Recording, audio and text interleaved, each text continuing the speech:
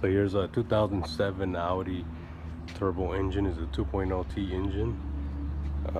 Just a quick reminder, there's a plug here, and a plug back here.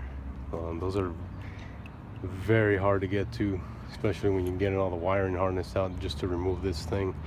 I got one here, one screw here, one screw here. That's 3, 4, 5, 6, 7, 8.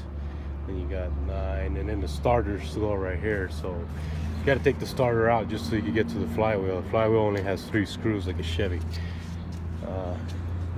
This is the turbo here. Turbo's no good.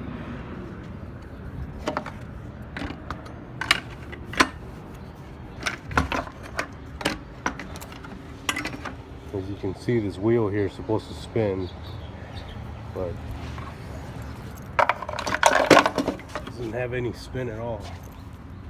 It's seized all in there. It will not turn anymore. It's supposed to turn freely, but it will not turn at all.